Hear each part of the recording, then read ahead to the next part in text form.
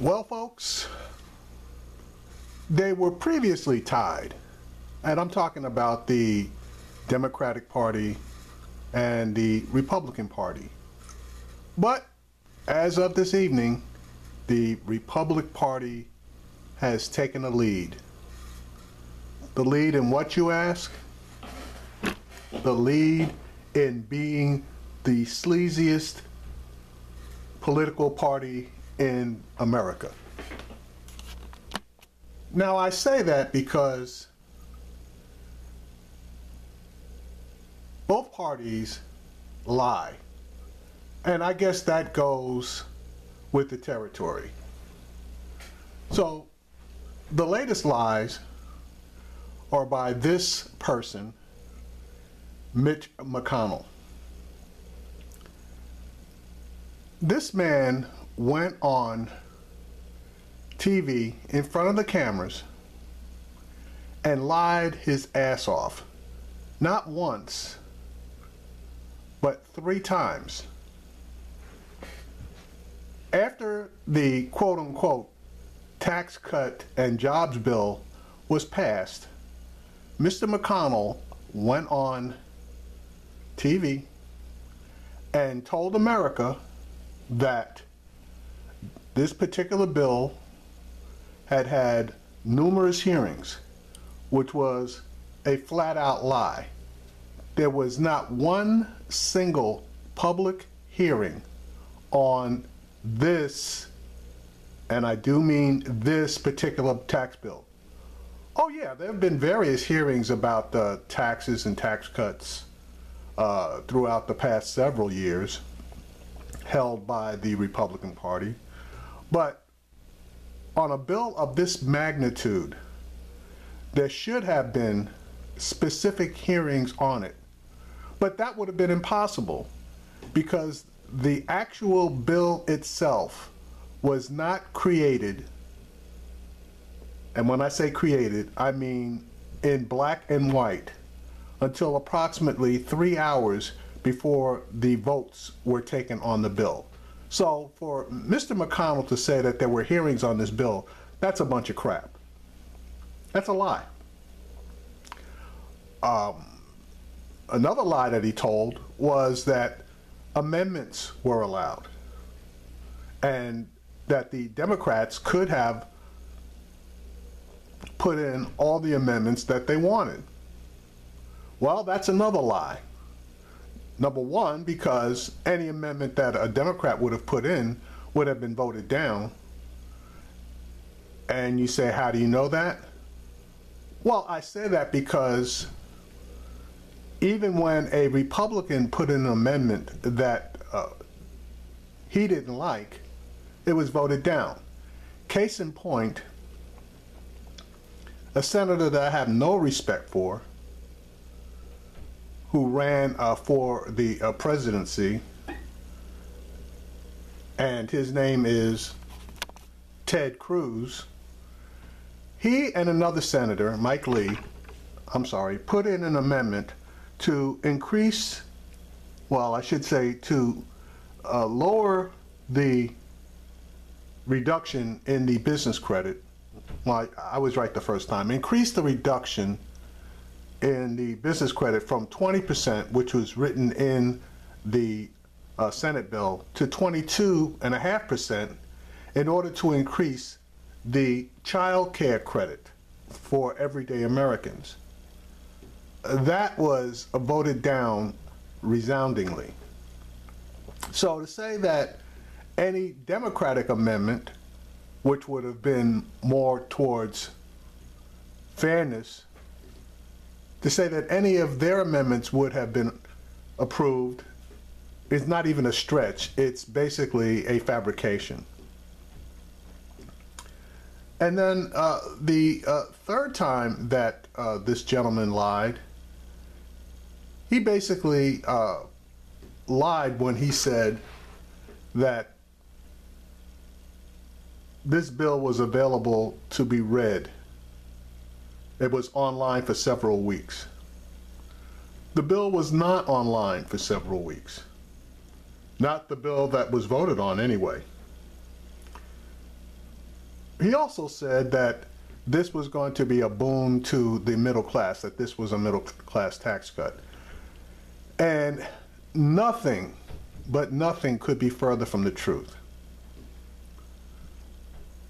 This bill is going to end up being a tax increase on the middle class, and basically it's going to cost the lower income people money because of the killing of the mandate on the Affordable Care Act. Now you get people like Susan Collins who would not vote for the killing of the Affordable Care Act, but they pretty much bought her off by indicating that they were going to do something. They would bring up a vote to do something in order to stabilize premiums.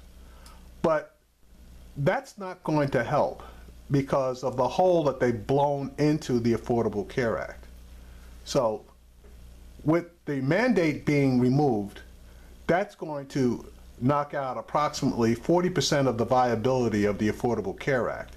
And then the bill that she's sponsoring will, in fact, hopefully help about 15 to 20% of the viability of the bill. So the net will be approximately a 20% loss or greater of the effectiveness of the Affordable Care Act.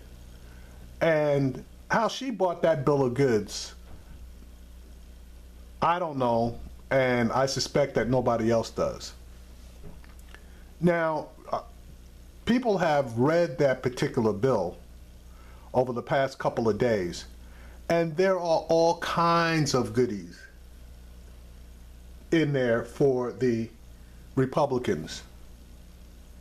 And in particular, you talk about pork. Mr. McConnell has had placed into that bill a special discount, a special credit, help for the distillery industry. And if you're not aware of it,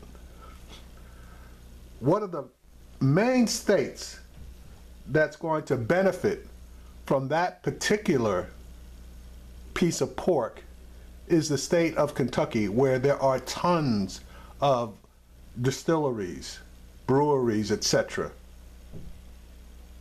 So his state gets a nice little windfall.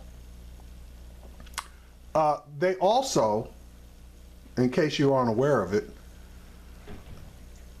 took a swipe at states like New York and Washington, D.C., where there used to be a credit for riding your bicycle to work. You know, it wasn't a giant credit, don't get me wrong. You know, it was, you know, maybe a couple of $100 or whatever.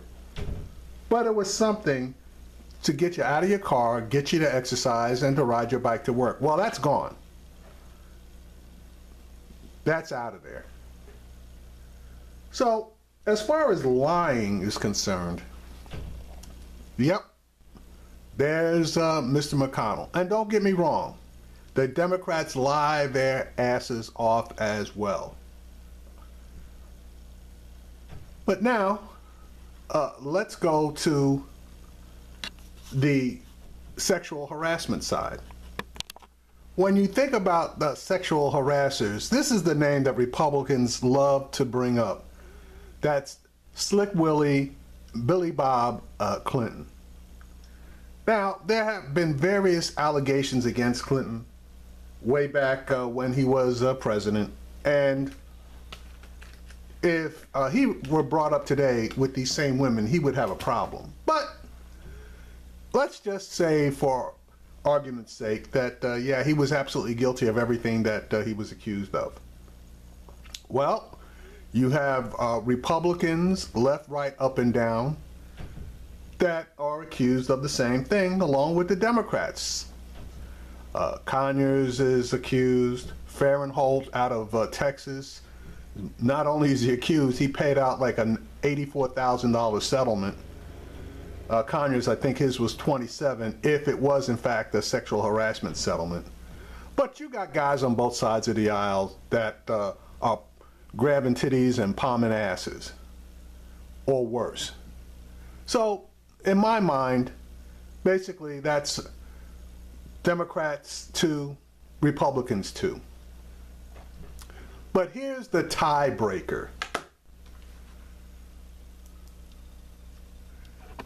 Judge Roy Moore.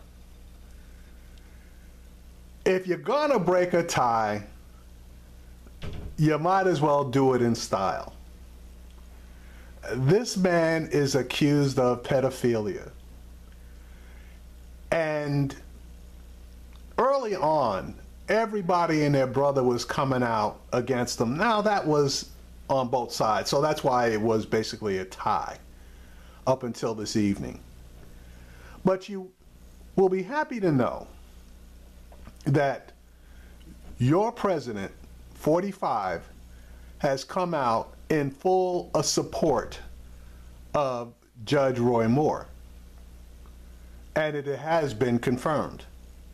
You'll also be happy to know that the Republican National Committee has now started joint fundraising and advertisement in support of Roy Moore, where they had previously pulled out about 2 or 3 weeks ago.